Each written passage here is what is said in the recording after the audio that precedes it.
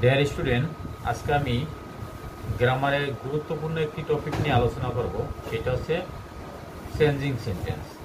Changing sentence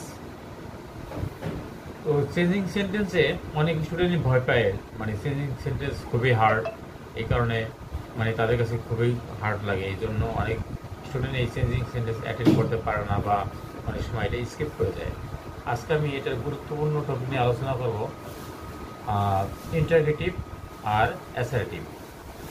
assertive to interrogative নিয়ে আজকে আলোচনা করব অল্প সময়ের মধ্যে। যেমন আমরা অ্যাসার্টিভ থেকে যখন ইন্টারগেটিভ করি তখন আমরা অক্সিলারি ভার্বগুলি প্রথমে আনি, তাহলে ইন্টারগেটিভ হয়ে যায়। যদি সেন্টেন্সটা অ্যাফার্মেটিভ থাকে, হাবোধক, তখন আমরা সেটাকে লিখবো নাবোধক দিয়ে ইন্টারগেটিভ। যেমন আমি বলি হি প্লেস ফুটবল, তাহলে কি হবে? Doesn't he play football. আমি যদি বলি হি প্লেড ফুটবল, তাহলে ডিডেন্ট হি প্লে ফুটবল।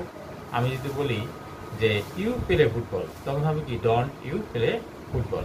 আচ্ছা, এটা একটা টপিক। তারপর যদি অক্সিলারি ভার্ব থাকে তখন কি হবে? He is absent from the meeting, isn't he absent from the meeting, একটা topic. He is not absent from the meeting, is he absent from the meeting, তখন হবে অ্যাফার্মেটিভ দিয়ে। আচ্ছা, আরেকটা টপিক হচ্ছে যেমন এভরিবডি, এভরিওয়ান, অল থাকলে who doesn't বসে। Everybody loves a truthful person, then who doesn't love a truthful person. Nobody, none আর নো ওয়ান থাকলে হু বসে। নোবডি, নান আর নো ওয়ান থাকলে হু বসে। নোবডি বিলিভস এ লায়ার, এখানে বলবে নোবডির পরিবর্তে অনলি হু, তাহলে হু বিলিভস এ লায়ার।